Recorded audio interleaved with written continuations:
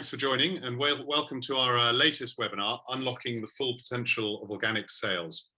I'm Andrew Catchpole, editor of Harper's Wine and Spirit, and I'm joined today by an excellent panel whom I'll be asking to introduce themselves in just a short while. First though, a quick word on what we're looking to explore in our discussion. We've partnered with Argentine organic pioneer Domaine Busquet to explore how the wine trade can better tap into the growing demand for organic produce to help enhance wine category sales. We'll also be looking at the role that organic can provide as a highly recognizable consumer gateway into the broader arena of sustainability. And our panel will consider how best to benefit from this with regard to keeping the organic portfolio exciting, engaging, and up to speed. You know, especially in the UK against the backdrop, a pre-pandemic backdrop of flat wine sales, anything that can be used as an extra, I think, sort of cue to bring in consumers is possibly a good thing to explore. And secondly, the pandemic, well, I think we'll be exploring this, has certainly by all indications we can see, accelerated the growing consumer interest in organic and broader sustainability and environmental and eco-conscious matters. So we'll see where that fits. Okay, so quick piece of housekeeping, which I'm sure you've heard 100 times or more by now. If you have questions, please do use the Q&A. We'd love to keep this interactive. We'll either endeavour to answer your questions as we go along, or we'll save some for the end if they're slightly oblique to what's being discussed at that point. Obviously, the chat function, do chat amongst yourselves. Okay, we've an hour, so enough from me. Let's hear from the panel. So, panel, would you be kind enough to introduce yourself with just a sort of brief word about your role in the wine world and where you fit in, and if there's anything really pertinent to a discussion organic that's in your sort of your job background. So let's begin with Labid. You're top left of my screen, so I'll go with you first. Hi, Labid.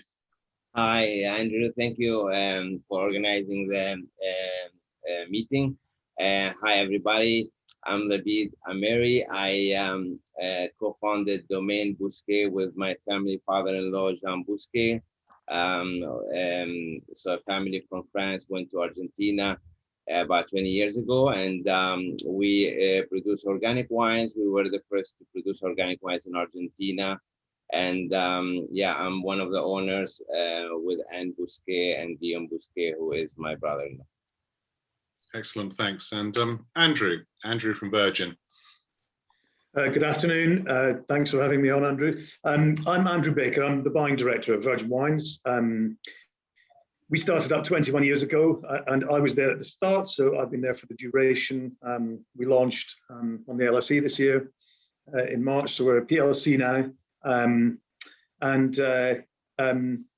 Yeah, so we've had quite a journey. We do about our organic portfolio runs at about 3% by value at the moment, so that may form a talking point later on. Okay, absolutely. I suppose we can ask later on how that's performed through the pandemic, yeah, versus pre-pandemic. Elizabeth, hi Elizabeth. Hi. So I am a wine buyer for Majestic, who I've been with for the last 6 months. I've been in the wine trade for 17 years. I passed the Master of Wine last year, and my research paper was not on organic wine, was on establishing a sustainability programme for the UK wine production industry. And from that, I'm also deputy chair of the Wine GB Sustainability Workgroup. Excellent, thanks. And continuing with the MW theme, Madeleine. Madeleine from Sweden, hi. How you doing? So Madeleine Stenrath, Master of Wine since 2008, but I was a buyer for the monopoly in Sweden, the Systembolaget, back in 2004. So I was part of that drive of starting the organic push when the aim was 1%, and now it's pushing. Now it's way above a quarter of the total sales of wines, which is crazy. But I've been on my own as a consultant for 11 years, so I'm doing everything possible from product development, blending, educating, seminars, and everything in the world. I've just spent 5 months actually in South Africa. I was bored of sitting at home waiting for the pandemic to disappear. It didn't disappear, but happy to be here joining you today. Very happy. Excellent, glad you could join us. And Ed, going around my screen. Hi Ed. Ed Robinson from the Co-op. Hello there. Hello, afternoon, everybody. Thank you for having me on your panel. Ed Robinson, one of the buyers for the Co-op. We've been around since 1844. I wasn't around in those days. Sometimes it does feel like it. We've got 2,500 stores, store in every postcode. Hopefully, I'd like to think we are known for our responsible sourcing of products, and that does, of course, include wine. Organic wine is very much on our radar, and as already been mentioned, a big part of what we've been seeing during the pandemic. So yeah, looking forward to the debate today. Excellent. And Angela, last, very far from least, how are you doing, Angela? And would you like to say a few words about your background, your varied background? You are on mute. Oh, Angela, we've got you on mute, actually. Is that better? There we go. That's much better. Yes. Hello, everyone. Andrew, thank you very much for inviting me. To my many friends on the panel, lovely to see you. Briefly, my background. I've been in the wine industry far too many years for me to ever admit to. I spent most of my corporate life in retail, both at Safeway and at Summerfield, where I was head of wine buying. So effectively, my speciality is retail and understanding the workings of the supermarket world, as Liz and as Ed well know. I left Summerfield 12 years ago now. Like Madeleine, I run my own business. Like Madeleine, doing a little bit of everything. You know, I blend wine. I work with companies trying to get established in the UK. I work with producers trying to get into different markets. I'm a part-time writer and journalist. I have done the odd piece for you, Andrew. And what's exciting me now is the way my business has veered off into new territories, which is very relevant for this. So I'm working with two very exciting clients. One is a little argon canister, which we'll talk about at another time. But also I'm delighted to be working with Garçon Wines, who are obviously championing the flat recyclable bottle. So I'm doing a lot of work on the sustainability and eco side, and I'm thrilled to be talking to all of you today. Excellent, thanks. And I think with this, I mean, we're looking at organic, but organic is also one of those pillars of broader sustainability, and that's going to come in a lot, right? So just to crack into it, I thought I might begin just by taking, as we've got a nice sort of international flavor to the panel, just by comparing three markets and asking the simple question: do consumers generally understand what organic means? What's its image out there? And is it well enough sort of defined for consumers? So shall we begin with, let's begin with the UK first. I mean, Ed, would you like a quick word on that? What's consumer understanding of organic? How good is it? What does it mean to them? It's an interesting one, isn't it? I think my initial answer would be it's probably a lot easier to understand in other products, fruits, veg, etc., etc. is much easier to understand. I think wine has got so many attributes available to it when it comes to sustainability. I think there's a danger of a lot of those being confused or running into each other. We talk an awful lot about no sulfur added, low carbon footprint, vegan wines, organic wines.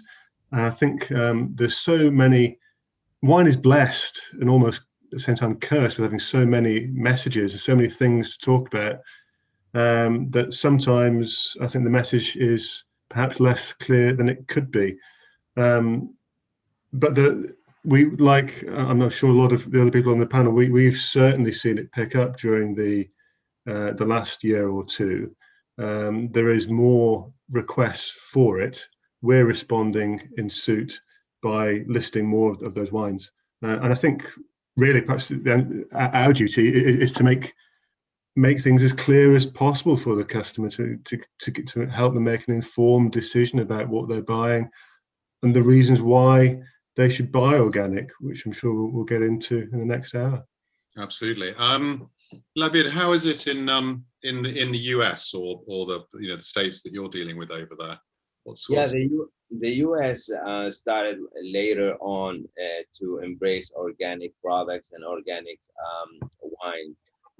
I think in Europe, we started our business to sell organic wine in 2005, and our first target was Europe. Europe was Northern Europe, especially Scandinavia and Germany, are the countries to embrace organic. And after that, sort of expanded to Europe. And now you see everywhere in Europe there's so much organic. Now the US has been embracing organic, and like Ed said, during the pandemic, organic even went up by 70%, the sales of organic wine versus 30% of conventional wine. And retailers like Whole Foods has become one of the leaders in the US. Whole Foods is really 100%, almost a lot of organic product. So the US is really catching up from Europe and is leading, in quality and organic. And we saw a huge opportunity for our organic wines. When we first started 2005, to be honest with you, it was a lot of people were laughing at me selling organic wine, and I didn't come from the wine industry. I came from the financial industry, and I had to convince people going door to door to sell organic wines. Now I get demand for organic wines. I got emails. I got a lot of people asking me for organic wines. Oh, yeah, so that's interesting, because I think we've certainly moved in the UK a long way from people being prepared to pay a premium for organic food produce, but Yeah. with organic wine in the early days, there was some suspicion, and perhaps there were people producing and buying in because of the organic ticket, as opposed to quality first, and organic being part of that quality. But I know we're going to come back to this as well. Madeleine, interesting, the figures you were giving, and we had a brief discussion before this session about Sweden. Now, how much of that was a push, which you can do as a monopoly, because you've got a level playing field, right? So you can introduce, ever greater sort of, organic SKUs, fold in, sustainability to your buying philosophy anyway. But what's happened there? Has it been a case of System Bolliget kind of dragging along the consumer, or was it in response to consumer demand? And if you just reiterate those figures as well, I think it's quite remarkable, the jump in terms of organic sales. No, it's if I go back to when I was a buyer, I have the statistics down to 2005. It was less than 1 million liter, and today it's 54 million liters of organic wine. So it's quite a push in 15 years. And of course, it helps to have a monopoly, because if you can push for something, it's like if you want lightweight glass or if you want organic products on your shelf, they just create the tenders for it. So, and if you're a producer that is not interested in going the organic way, maybe after 3-4 years, when you realize that your origin is not, you can't submit any samples for those tenders because the monopoly doesn't ask for it, then maybe you can even consider converting into organics from being conventional, because you realize otherwise you're going to lose out on the market. So in that way, being a strong player and pushing, either your producers are going to go, okay, we give in, we're going to change, or they just lose out on a very important market. So very important with having one single player. At the same time, of course, a little bit sad as well. If I look at, for example, the pricing of organic wines, they are not higher priced. If you go to the supermarket and you buy your carrots in Sweden, they would be double the price from regular conventional grown carrots. And therefore, they don't sell as much. So everyone has learned in the supermarket that, organic, it's so much more pricey. But if you go to the monopoly store, it's not higher price, which I think is a little bit sad as well, because the producers that do invest in organics, they should be a little bit more rewarded, I think, for that. But the consumers don't want to pay more for organic, but they choose it if they have an option at the same price on the shelf. So that's a discussion point as well. How can we get consumers to actually pay more for organic because we're doing so good long term? Huh? Can I just comment on that, Andrew? If yes, I may? Of course. We actually have our spend on organic wine on our website is double our average spend, but that is almost certainly at the expense of the volume we put through. So I think that we have to address that balance. But we're very pleased about that, actually. But we obviously need more depth. We doubled the size of our range in the last couple of years. But it does illustrate that the consumer will pay quite a lot more for organic products. I mean, we don't just sell wine, we're a composite drinks retailer now, but we'd see that across the board in beers and spirits and whatever. But you know, we've moved to a position where we viewed organic certification as being an attribute, like an attribute might be a sales attribute, like a gold medal from IWSCE or whatever the attribute may be, to be much more central and a primary reason for buying the product in the first place. So we're seeing an interesting pull through, and it's a shadow under £20 our average spend on organic wine. That's interesting. So we maybe contrast that. So we've got your online platform. Elizabeth, obviously sorry, Madeleine. Yes, you want to come back? I wanted to add something. This is so interesting as well, because the monopoly, they're not allowed to do any marketing. So therefore, you know, that is the reason. So I think you really, Andrew, have a point there. If you can market these wines more and see that you put more power into making people realize, then I'm sure they will pay more. But the problem is that the monopoly, they're not allowed to do any type of marketing in store, and it's only up to the importers. And the strange thing is that most of these wines that are selling are quite low price wines. If we look at, for example, the wine from Argentina being an incredibly powerful origin of organic wines in Sweden, because we have one brand apart from the Busquet, but this brand is much, much bigger in volume and low price, and that's Ecologica. And it's selling in huge bag-in-box volume. So therefore, it's like pushing organic wines, but more at a lower price. Because if you reach the higher price, consumers already trust the producer to deliver a wine which has been more taken care of from the vineyard to the bottle. I think that's... Could I jump in there for a second, please? Please do. I've got 2 points to make at this stage. The first one is that, yes, in the UK, we're moving off a very small base, but as the figures from the Soil Association show, the total organic market, which agreed is coming off a much bigger base, and I think is now worth £2.8 billion, is growing at 12.5%. Wine, albeit at a much smaller base, for the period to January, is growing at 33%. So something is happening. But my big challenge is, I think we need to, I will always champion the consumer, and I will always think with the consumer mentality, because there's no point in being, indulging ourselves. We need to get the right products. I'm talking as an ex-retailer, the right products that the consumer wants on the shelves.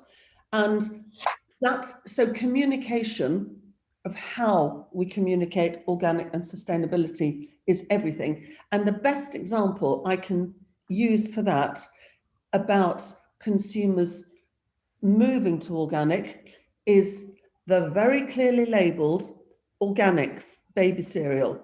Now, yes, mothers want their children to be super healthy, so maybe it's an easy sell, but there's no reason why that can't transcend into wine. But the key thing there is organics absolutely killing the market for baby food, and the most perfect thing about it is the packaging. It couldn't be clearer. Organics, baby food. And I think one of the key challenges for us as the wine industry is how we communicate and add that value to the consumer. Yeah, and I think this is an interesting, it gets to sort of heart of what we're talking about here, really. Elizabeth, commenting on both Angela's and Madeleine's sort of comments, how's this working out for Majestic? So we've heard that perhaps there's an issue. There aren't enough wines at a more premium level, or actually more, that consumers just imagine that they are better, more naturally, without inverted commas, made organic sort of products. And at the lower level is where we're sitting with most of the overtly organic wines. But Angela's also saying that we're not presenting organic wines clearly enough as a choice for the consumer, with organic clearly communicated on the label. What's your take?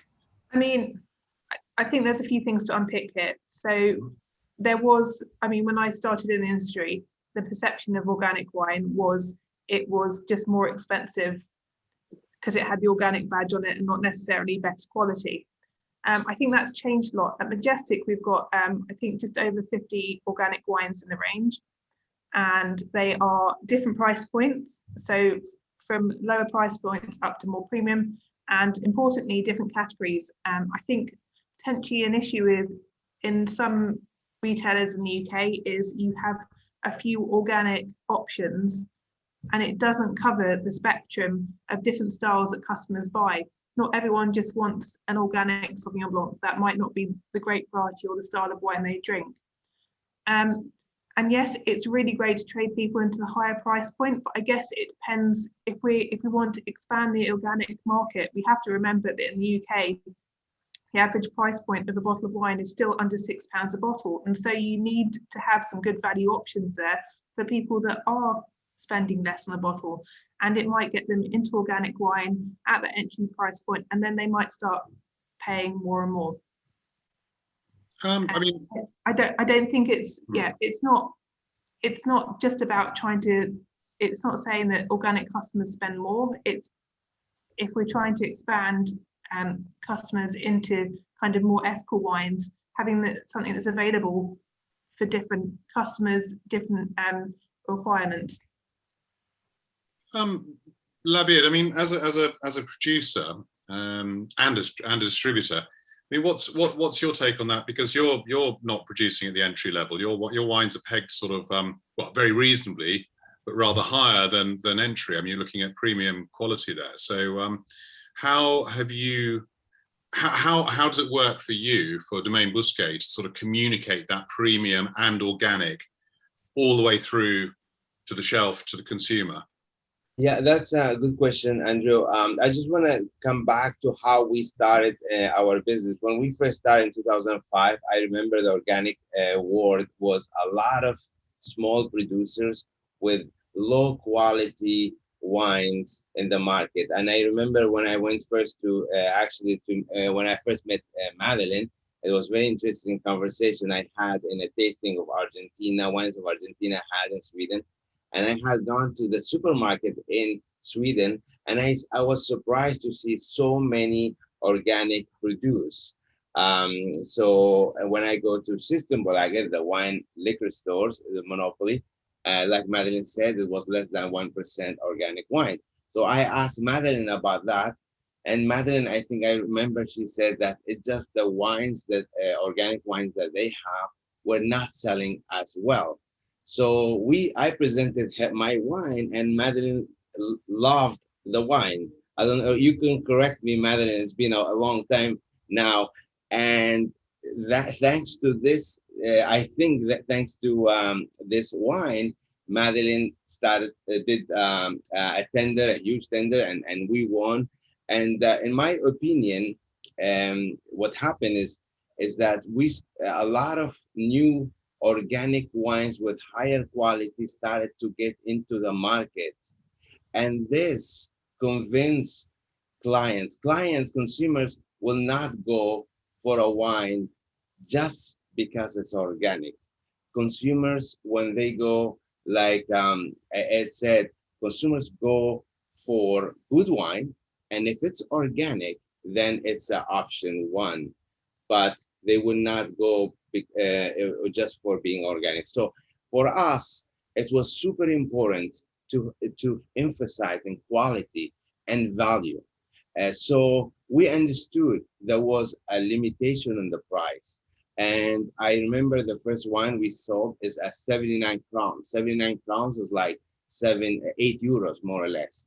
And if you don't get to 8 euros category, it's very hard to sell your wine at 10 or 15 euros because people are, they don't have a good perception of organic at that time. So we needed to make sure in our cost structure to deliver the best quality possible to compete with the conventional wines. So we did that, and at the beginning, of course, the margins are not the same as conventional producers. We spend a little bit about 10 to 15% more for being organic because we lose yield and we use a lot of things hand work as opposed to using pesticides, and pesticides is a little bit faster. So at the beginning, we made a lot of effort to hit those price category, and we built our brand from there. But what Elizabeth's saying is that it's true that you have to be in the game of 6, 7, or 8 pounds to be well known, to convince the consumers that organic is good. And I think we have done it, and a lot of producers got into the game of organic, and they are producing organic wines with good price quality ratio, and that's why organic wines are growing in market share. But it's hard to compete.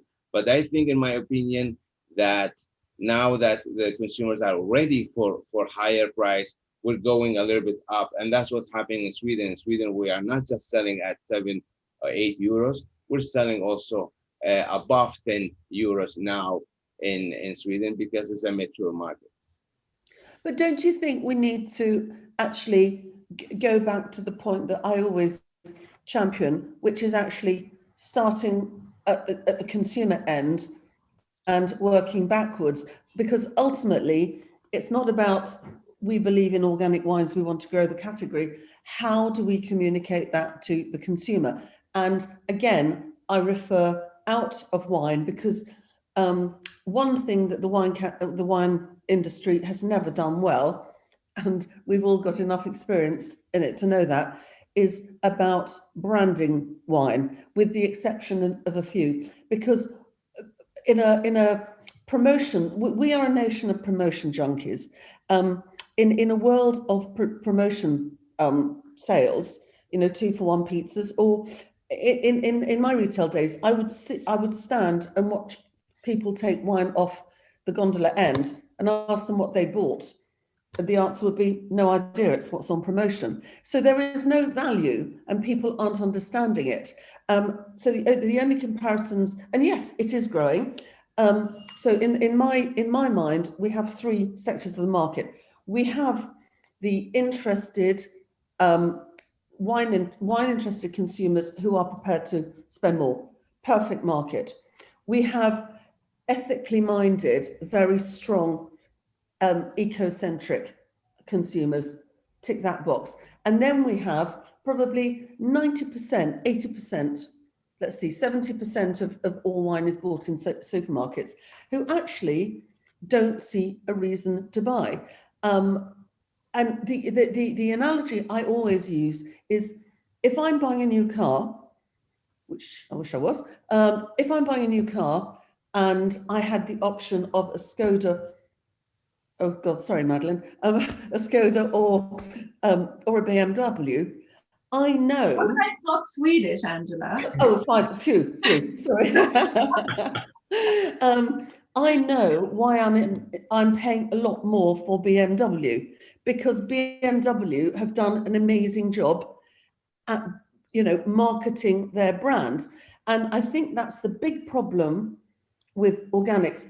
The baby food organics is fantastic. So it's how we get that message across to the vast raft of consumers who just want a good bottle of wine. They might want organic, but if it doesn't say so very clearly on the label, how are they going to know? So I do think we also have a responsibility to the UK wine drinking consumer to help. It's all about making the consumer journey easier. No different from 20 years ago, when you would only use screw cap on a cheap bottle of wine, and it was very, not the done thing to do. New Zealand, the most premium wine producing country, seized the baton. 95% of all New Zealand wines are now under screw cap, and it's caught on. But they found that hook, and it's finding that hook, in my simple mind, as a consumer champion, that needs to happen. I think sorry, yes, David. Yeah. Just to answer this question, which is a very good question, is that this is a work of the whole chain, the producer and also the chain, the supermarket. Systembolaget is an amazing example. Systembolaget said, okay, we have a goal. We want to hit 20% of our sales to be organic. So they had a goal. And what they did is they just started to do organic tenders, large organic tenders, and a lot of producers, they start to apply. So the consumers started to see on the shelf a lot of organic wines. So basically, the Systembolaget used the system of build it and they will come. So the consumers came and they saw the organic offering and they start to embrace it. And this is an amazing move. Why? Because Systembolaget even changed a lot of producers from conventional to organic. So they drove the demand themselves and they drove the supply at the same time.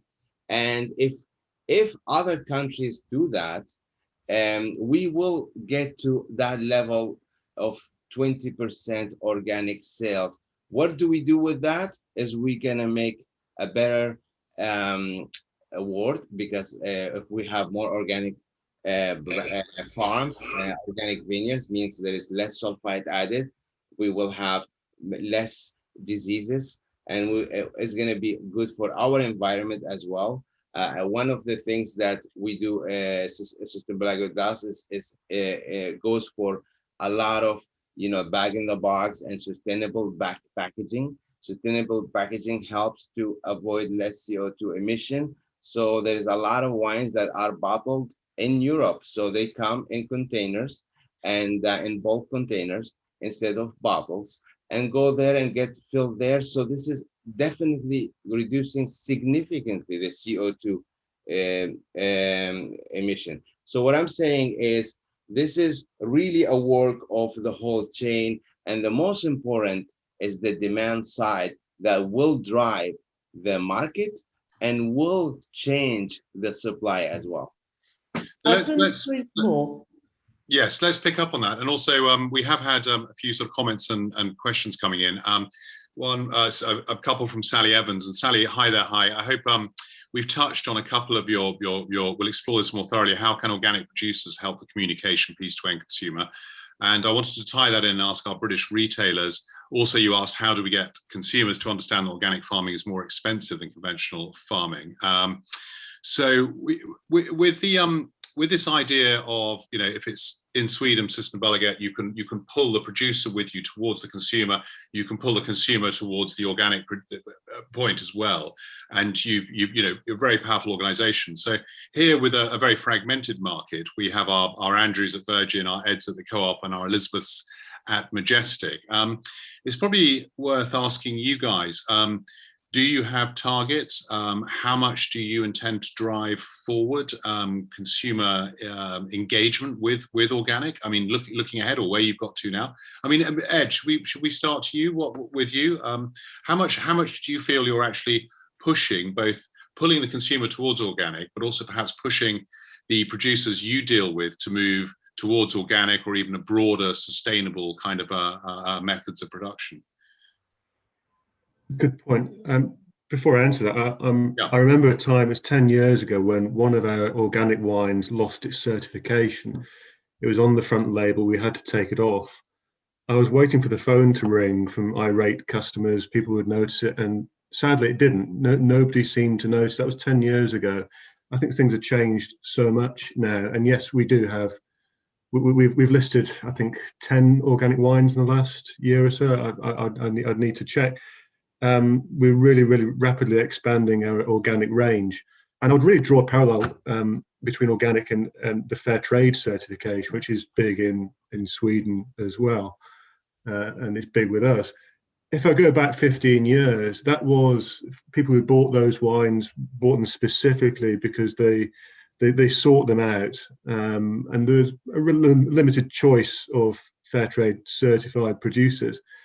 Now it's very, very different. It's no longer a token gesture.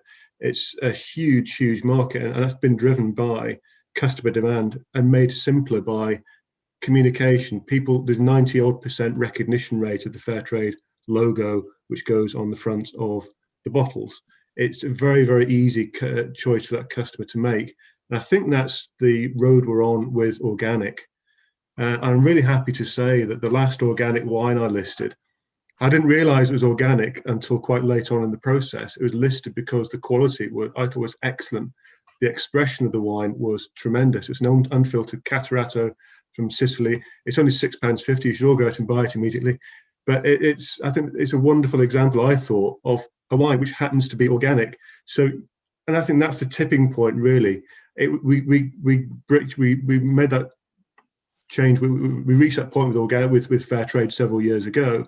And I think that's where we're hopefully getting towards with organic. People will buy them because, as already been mentioned, people they do tend to be very, very good quality wines. The lower sulfur levels do allow more expression, those primary fruits to come through. Certainly on some of the examples we have, and we list them at a range of price points. So yeah, it is very much on us. The retailers play a huge role in terms of giving the customers that choice, making that process, that decision-making process, easier for them, and presenting a good range of wines. I'm happy to say that when the last time I went to Italy, which was sadly 2 years ago, I was amazed at the number of organic wines that were thrust in my hand.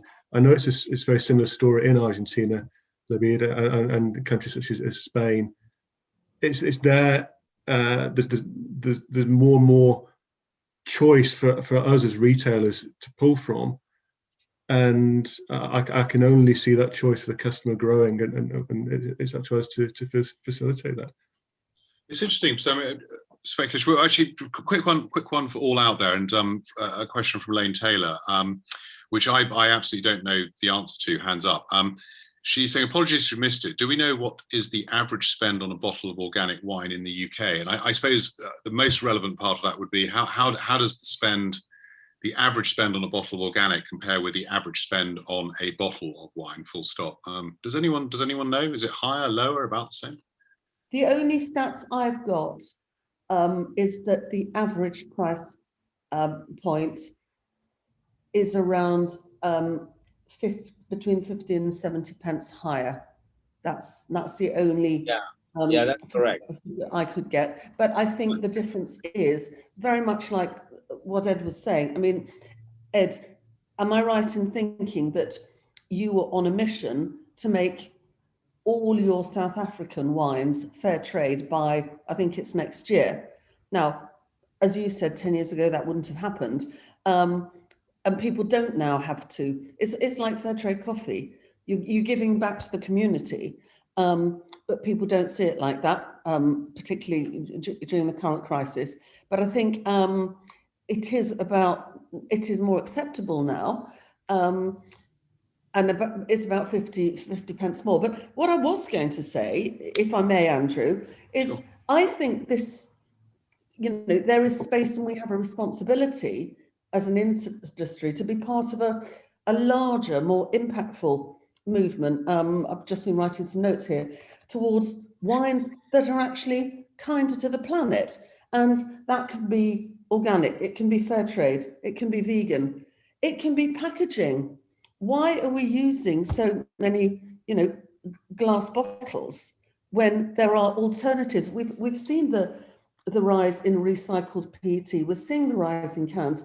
Is there a bigger movement there that can actually look at changing the mindset of the consumer to accepting this more in in this David Attenborough focus world and the younger generation of consumers coming through, is there a bigger picture that we need to be looking at, which would almost be easier for people to embrace? It's a big, you know, I'm throwing it out there.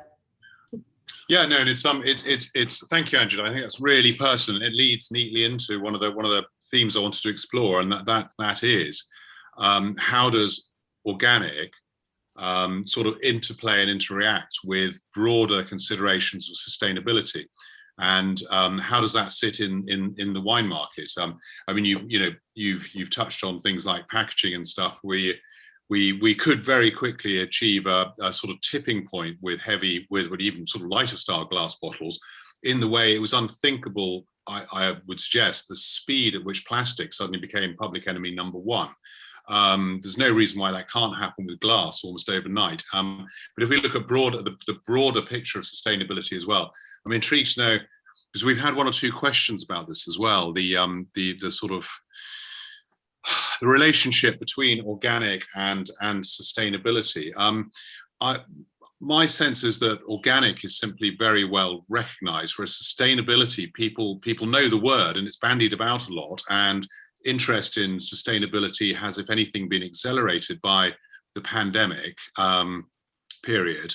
But sustainability is a series of kind of related and interlinking paths that you move down, perhaps at varying speeds, towards achieving a greater sustainable goal. And that's all quite difficult to sort of stamp with a certificate saying you are certified. There are so many different schemes, whether they're individual ones over California, and you move to Europe, you move somewhere else, you move to New Zealand, etc., etc. Sustainability is quite a sort of broad and diffuse kind of concept. So where does organic fit into that? Is it a useful, I suppose my question is it a useful doorway within wine for consumers to step over a sustainable threshold or part of that sustainable threshold? Or is it, I don't know. Elizabeth, you're sort of nodding. What are your... I would agree with that. I think it's a much easier message, because if something's certified organic, you can have that quite easily on the label. But as you say, there are so many different certification schemes for sustainability, and different countries will focus on different elements. And this is quite right, because different countries obviously have different pressures. Some areas may be drier, and so water usage becomes much more important in a sustainability scheme, whereas in the UK here right now it's absolutely pouring with rain. So there are other kind of issues related to sustainability that become more important, and so it does become more difficult to communicate that to the customer. I mean, it's something I'm really passionate about, and so I feel there needs to be an answer. Organic, I think most customers know that. They've seen organic labelling with food, and so it's easier to move over to wine and recognise what it means to them there. Is there not a really lovely starting point, because organics focuses on soil primarily, and everything comes from the soil. So as a kind of foundation toward sustainability, does that work? I mean, that's the kind of message that we choose to deliver, really, because it's where it all starts. I think this is about simple messaging, ultimately, for the consumer. And you've all pointed out the complications to that, be that certification bodies or whatever. But it's a really nice place to start organic, I think, because it relates primarily to the soil. Can I add something? Yeah, go ahead, Madeleine. When it comes to the consumers in this country, they all choose, or that's at least what I've heard from the monopoly people, that they choose the organic wines because of their health. It has nothing to do with the soil or how the plants are treated, but they know it's the spraying and the poisons that they put into the plants that they want to avoid. And so therefore they have learned from buying vegetables that have been sprayed versus vegetables that have been grown organic, and they apply that to the wine so that they do it for their own health. And when it comes to other things sustainable, then it's about caring about the planet, which is a different thing. But this is what you put into your body, and they have done quite a lot of research on this, and it is health issues and it has actually increased a lot during the pandemic. I think that's interesting. Just to cut in very quickly and to pull up on Angela's point about children's cereal and parents generally. I only know about the UK. They might buy a certain amount of organic produce for themselves and a certain amount of non-organic produce, but it's massively higher for children. So what you're sticking into their mouths and their bodies for breakfast, I mean, that presumably just sort of proves your point in a sense. Labid, I think you were going to come in as well on that point. Yeah, I think in the market right now, sustainability there is no real standards, where people don't understand the real certification of sustainability. It's not as advanced as organic. Organic is straightforward. They go to see the vineyard if you have pesticides or not. Sustainability, there is no international certification that really with clear standard. But I think in the future it might be, and it's very important subject to push. And coming back what Angela said, I think in my opinion, the demand side, the supermarket, the monopolies, they have the amazing opportunity to allow their consumers to make a change in the world. And how they can do that? By consuming organic or fair trade or sustainable packaging. This really is a tool that you're giving to your consumer to give part of from yourself to really be more, to have a better world and a sustainable world. The fair trade is an amazing program. It's a very good program. Right now, for example, the rich countries have vaccine, but the poor countries don't have vaccine. And that is something that will hurt us in the rich countries. And the same thing with fair trade.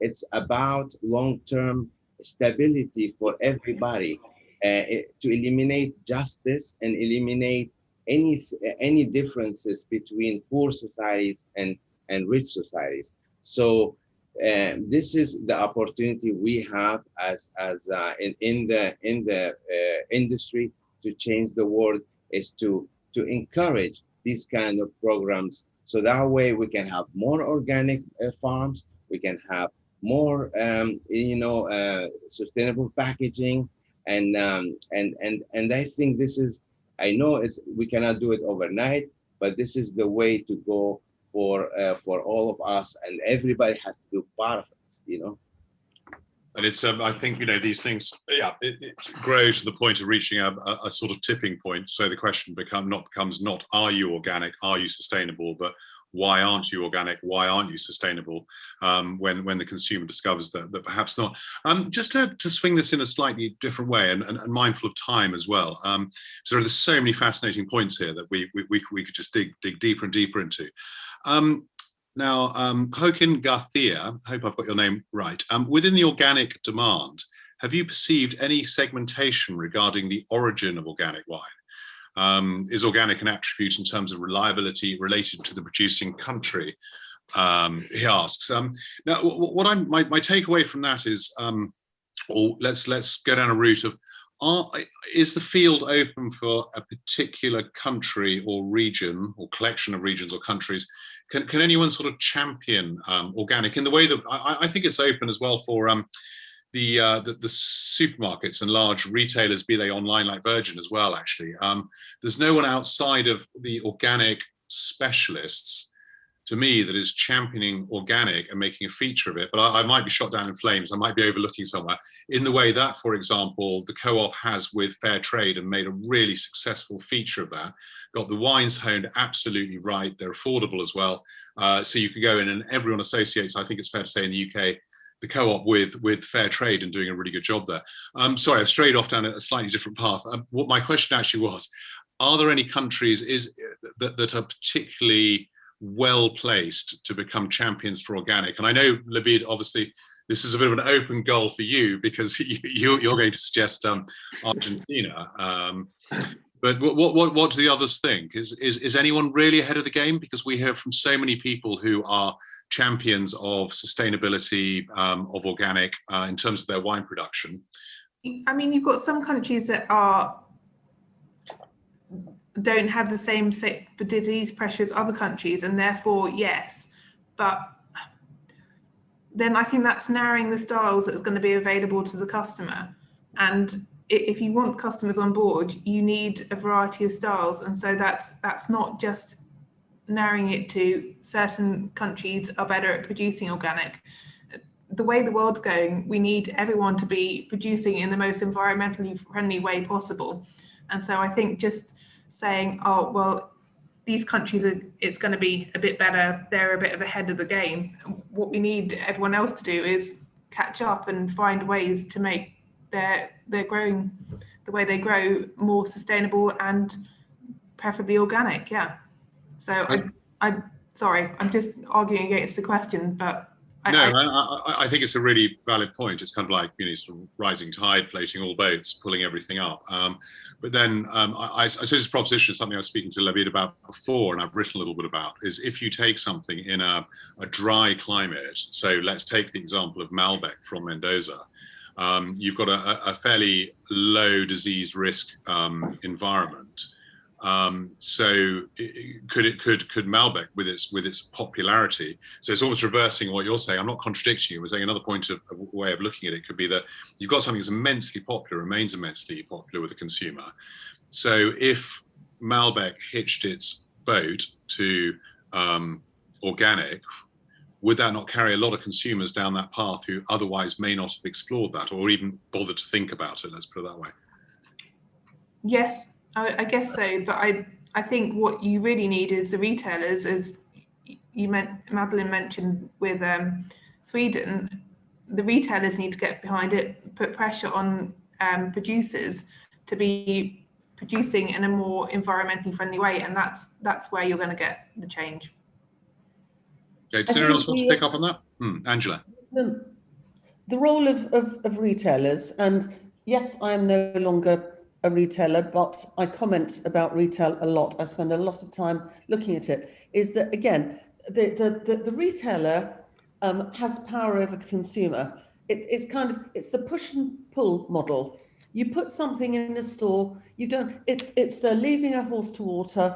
It's the carrot and stick problem. The best example to date for me, two examples, both championed by Waitrose and M&S.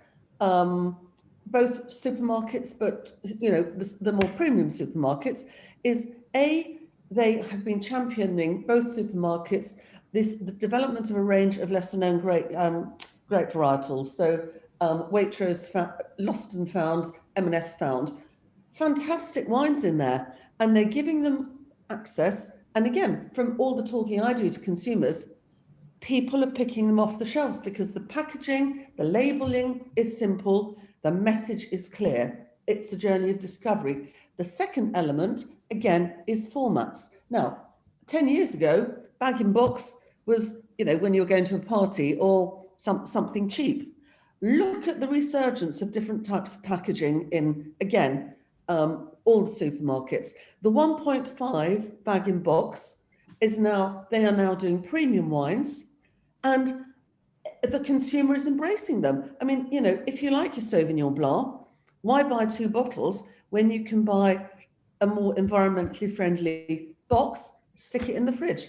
Cans, another absolute classic. Recycled, and I think the plastic thing is a big debate. And yes, I'm lucky to be working with on a project with a company that is absolutely focused on sustainable recycled plastic. But again, it's not, the consumer's not going to go and find it themselves. The retailers and those of us who write, we need to bring it to the consumer. It is the classic, you know, bringing the horse and getting it to drink. That's my simple opinion, but I will always go back to the consumer first thing. Andrew, you're looking thoughtful. Do you want to add to that? Or? I think what Angela says is true. We've always approached organic. I mean, you asked about an agenda, you asked about numbers, targets, and we've always approached organics through project work, because it was always about messaging for us. So from the beginning, and there was this period where some organic only importers would tell you that they'd actually actively tell you 20 years ago that some of their organic product was not very good. We've come a huge way from there. I think we've always done, early adopters, people like Bertie Eden in the south of France and Alvaro Espinosa. We did project work with them, and the message was always the same. The message was that organic produce is better. It was very simple. It was not, can you tolerate a slightly higher price point because this is organic? It was, this is better because it's organic. And I think so. It's been quite, it's been a steady journey for us, unlike Madeleine's journey, which is fantastic. But so I think we'll continue to do that and continue to bring these wines in a presentation which is quite well messaged. And the message is always the same: the wine is better. And I think that's just a nice way to approach it, because I actually believe that. I'll mute myself. I think that brings us almost sort of full circle back to the title of our webinar, Unlocking the Full Potential of Organic Sales. So I think, Andrew, you've just stated very clearly a quite simple to understand approach and path to follow to do that. So I think I'll sort of begin maybe summing up on some of the points that we've made. So maybe we sort of go around and say, with everything that we've heard and discussed, there are so many aspects to this, but to ask the question, how do you unlock the full potential of organic sales? So in terms of sort of takeaways for ourselves and for the audience out there, I don't know who wants to be in the firing line first. Ed, you're looking intelligent and intent there. What would be your sort of core core message or takeaway to give? I've never been called either of those things before, so thank you. I think it is communication has been a common theme in the last hour. I think I can think of one brand, and it is not Domaine Busquet, you'd be glad to know, where it is organic, and to find that it's squirreled away in microfiche style size lettering on the back label, almost as an afterthought or an embarrassment. And the wine is nice, quite why it's not even displayed on the front label clearly for the customer to know that it is ridiculous. We've got to address that. As an industry, we've got to make it very, very clear, concise and consistent, the message we give to the customer. I think they'll pick it up. We're in an industry where wine, these wines can be very accessible. Fruit and veg, it may be cost prohibitive to some people to move to organic options. With wine, these are affordable products compared to other wines. And as been mentioned by several members of the panel, they taste good. It is not an apologetic token gesture. These are wines which do good, taste good, they're better for the planet, which our job collectively as an industry to make more of them and to broadcast the virtues of them clearly and to give those options to the customers, and they'll pick them up. Yeah, and Angela, I mean, I think you've made some very clear points about communication, some very good points about communication, but any other observations to add to that or build upon? I think that, I mean, this is really left field, but that's the way my mind's working. I don't know whether it's possible at all, but in the same way that fair trade, and Ed's the expert here, there's a very simple logo on coffee, on wine, on everything, fair trade. As an industry, because effectively saving the planet is becoming such an important part of debate.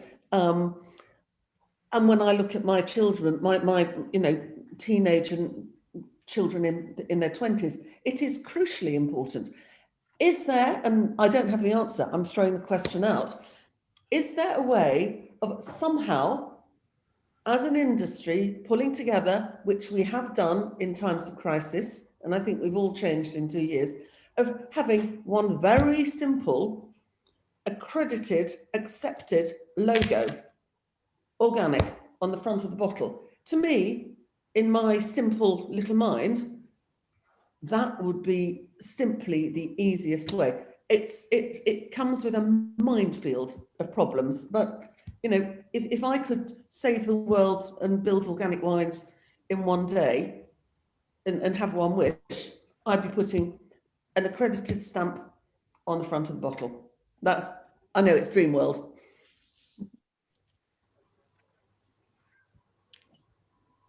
You are on mute. Andrew, you're muted.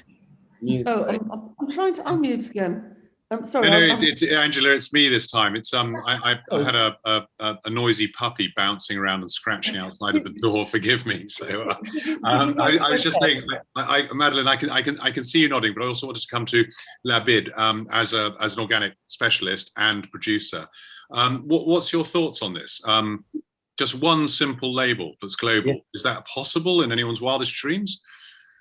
In my opinion, I think the retailers could do a message, you know, in their stores and say, you know, show benefit of organic and make this a big thing, like save the planet, drink organic. And if you have this message and people see those messages on the shelf or around, you engage the consumer to change the world and engage the consumer to understand what is about this. And I think if the retailers do that, and us as producers to do better job in communicating and making sure that in our label it's clearly says it's organic and it clearly shows the benefit of organic. I think with these two things combined, we can go a little bit further and increase the market share of organic wines. And this is what the monopoly in Sweden has done, and showed us that they can be 26% of market share. Why can't we be there as well? And another thing, like Angela said, organic wine is only 10% more expensive in the UK than the rest of the wines. With 10% more, you get better quality and you do better for yourself as a health matters and for the environment. So it's a very clear message. We just need to do those to communicate it well to the consumers and have the wine there for them to be able to buy it. And I think with that, we could increase the market share of organic wines. It's all about partially about communicating sort of real cost of production and real value as opposed to cheap and so on. So Elizabeth, you heard it here first. Are you drink organic, save the planet? Will we see Majestic floating that slogan about anytime soon? I think it's a good one. I will, of course, have a conversation with our marketing team about that as soon as I get out the meeting. But I mean, we do talk about organic wine in store, and I say we do have a range, and I think it's just important to have a range of styles available for the customer so that they can find something they like and so that they are willing to buy into organic. I think we've already covered that clarity on the label is really, really important as well. I don't think I can add anything to what everyone else has already said so well. Yeah, no, we've got Lindsay Tallis. Hi, Lindsay, out there talking about Terra Organica. Goodness, no, I might make a mistake here. I think they're not in Waitrose. But anyway, it was a specific brand that's really clear in terms of, and I can picture the labels, really clear in terms of its organic credentials. Karen Jenkins also chipped in and said no reason why we couldn't have a UK labelling requirement, so you just have one, at least for one market. Madeleine, perhaps a sort of final word from you, listening to, and I know you are familiar with the market here in the UK and markets elsewhere, but what are your thoughts in terms of how we could continue to move in the direction towards the sort of, you know, the depth of embracement that Sweden has taken organic on board. I think Angela had a point there with, you know, this thing of fair trade. You see fair trade with a coffee, and then you can link it to the wine. Fair trade doesn't sell on wine bottles above 10 euros. It's like proven. They've tried and tried and tried, but it doesn't work.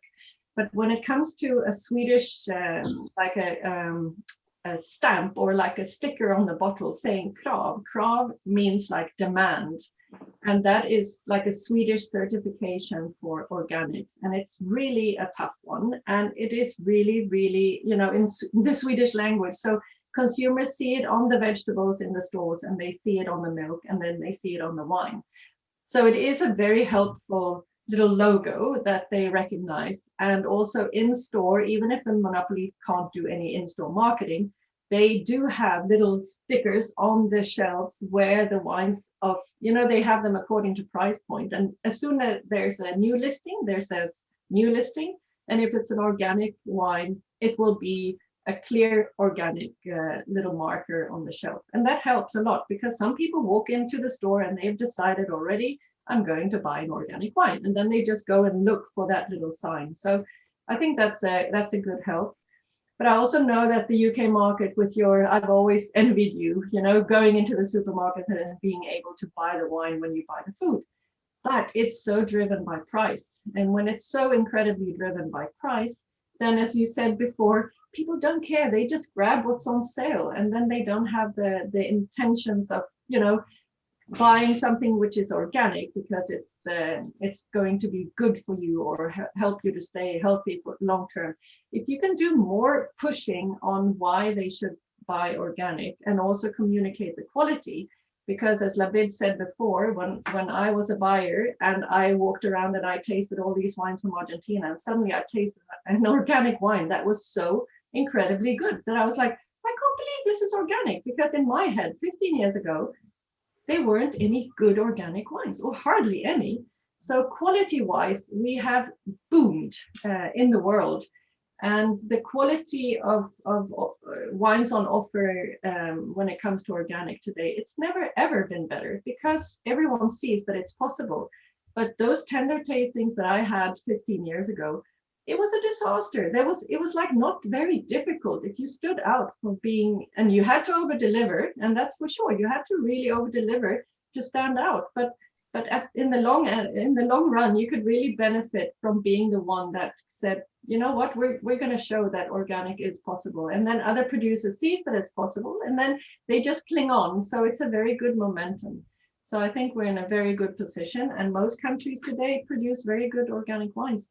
But if I look at Sweden, for example, it's Italy, Spain, and Argentina that have the biggest market share within their sales, within their categories. And looking at, for example, South Africa is tiny, Australia is tiny, Portugal is tiny, the US is tiny. So they don't, you know, do they sell it anyways in their home markets? Maybe they don't bother. Maybe we can push our producers from all over the world to actually look into this, because the few countries that really focus on it, they do it really well. But the ones that are not pushed for it, they just wait and wait. Maybe we can help them to convince them earlier. Absolutely. For the sake of the planet. That's great. Yeah. Excellent. Well, Labid is our partner in all of this. Would you like to sort of have a final summing word, and yeah, on everything perhaps you've heard from this side? Is it what you, I mean, you know the markets well, but is what you expect? Anything else to add there, really? Yeah, absolutely. I think it was a very, very exciting discussion. It's very good to hear, you know, the point of view of every person here, and I learned a lot from the discussion, and I think we have a good challenge ahead of us as you know, part of the industry, of the wine industry, and you know, I'm very excited to see that there is a huge demand in organic wines, and I see a lot of, like Ed said, and Andrew and Elizabeth, they have good organic wines there, and I think the more we do together, the more we are going to change the world, and this is something important. Our governments are working on the planet to save the planet and try to lower the CO2 emission. And every person has a little bit of duty here to improve our world. There is, a lot of heat, overheating the planet, and something we have to do to this. It's definitely something is going on, and COVID helped us a little bit to realize, to wait a minute and see, hey guys, what's going on? Are we going in the right direction? And COVID changed this a little bit, and now a lot of people through COVID are becoming more conscious about health, conscious about the environment. And I hope now as we go as a world and as a society in the right direction to be sustainable, to make sure there is justice around the world, with the fair trade program, to make sure the poor countries are also on board with us, because that benefits everybody. And the fair trade is really helpful for South America and for Africa. We are fair trade certified, and we give 7% of our cost to our employees, and the employees really decide those programs. And they go and help schools to build more classes and to improve their way of life. So I think these kind of things are really helpful for countries like South America and Africa. And you guys have the control over this, because you guys are in the market side. And we're thankful for all the support that you guys are doing, and looking forward to grow the organic and sustainable business. Great, thanks, Labid. And I think everything you've said, absolutely true. And we have, once you have the weight of governments behind it, you have the weight of consumers, you have all along the supply chain, people are asking their business partners, asking those questions of them: is this sustainable, is this, etc. And it's sort of feeding in a virtuous circle, and everything is moving in the right direction. So I think, simply put, organic is one of the sort of pillars. It's one part of that that's moving in the right direction. And I think this is a sort of steamroller. It's not going to stop. It has to gather pace. And I'm an optimist, and I think we will get there. It's got to happen faster, but it's gathering pace. So on that front, on that point, and also mindful of Lindsay Tallis' comment saying kick off in 15 minutes, which will mean something to many of you. I think I'll draw a close there.